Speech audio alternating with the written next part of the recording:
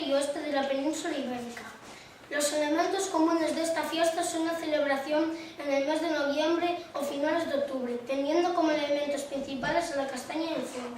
Con esta fiesta, la castaña recupera la importancia que el maíz y la patata le fueron arrebatando en los últimos siglos. Historia. Desde el Paleolítico, el hombre se alimentó de castañas y bellotas. Con la expansión del cultivo de castañas por los romanos, su fruto se convirtió en la base de la alimentación de la población, tanto como fruto fresco, seco o molido para hacer harina. En el siglo XVI, la llegada del maíz y la patata de América hicieron que las castañas perdieran su protagonismo en la alimentación campesina. Tradicionalmente, esta fiesta se realizaba con la recogida de este fruto y servía también como agradecimiento por la cosecha recibida. La fiesta. En los días comprendidos entre el 1 de noviembre, Todos los Santos, y el 11 de noviembre, San Martín, se suele celebrar esta fiesta donde no faltan las castañas asadas en el fuego, el vino nuevo y los chorizos. La fiesta consiste en realizar una hoguera y, una vez hay brasas, se coloca sobre ellas un cilindro metálico con agujeros en su base, llamado tambor o en algunas zonas tillón. Sobre este recipiente u otro por el estilo se extienden las castañas a las que previamente se les ha realizado un corte a un extremo para que no salten o exploten. Una vez asadas se pelan y se comen. Es común tiznarse la cara con los restos de la hoguera, saltar las hogueras, ya que trae suerte, así como realizar diferentes juegos tradicionales, contar cuentos y cantar canciones populares.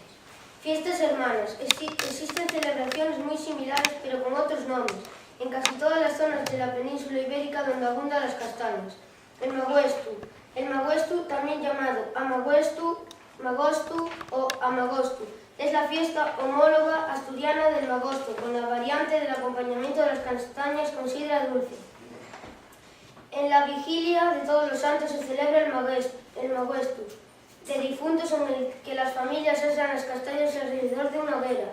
Al finalizar, las castañas que sobran se tiran al suelo, diciendo: «Estu ye pa que sienten los difuntos». En castellano, esto es para que coman los difuntos. Magosta, Cantabria. En Cantabria, la salida de castañas se conoce con el nombre de Magosta.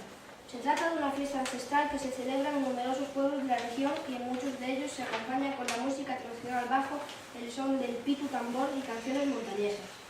En algunos pueblos cántabros, como en este caso el de San Mateo, se continúa con la tradición y la magosta se celebra acompañada de una romería montañesa. Sanabria. En Sanabria, comarca de la provincia de Zamora, es una de las celebraciones más populares. Esta fiesta suele reunir a los sanabrienses cuando ya se encuentra entrada la temporada otoñal y consiste en la recogida de la castaña que en esta tierra se celebra organizando reuniones familiares el día de Todos los Santos, durante las cuales este fruto se come asado con miel o cocido con leche. Estas fiestas suelen ser acompañadas con jotas, corridos y agarrados, acompañados con los sonidos de la gaita del fole, autóctona de Sanabria, el tambor y el pandero. Gaztañarre. Gaztañarre o Gaztañarre es el nombre por el que se conoce a esta celebración en el País Vasco. Difiere en que las castañas asadas se cenan acompañadas por caracoles o moroqui, masa hecha a base de harina de maíz. Antiguamente, las castañas, todavía dentro de sus erizos, eran almacenadas en lugares al aire libre, llamados ericeros, que se construían cerca de los castaños y de donde se iban cogiendo según las necesidades. Este tipo de construcciones todavía se pueden ver, ya sin uso, en el Parque Natural del Gorbea o en el de Urquiola. Castañada. En la castañada, la variante catalana de esta fiesta tradicional, no solo se degustan castañas asadas, sino que se acompañan de panellets, boniatos y fruta confitada.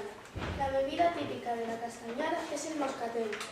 Parece que la costumbre de ingerir estos alimentos altamente energéticos proviene del hecho que durante la noche de Todos los Santos, vigilia del Día de los Muertos, se tocaba a los muertos sin cesar hasta el amanecer.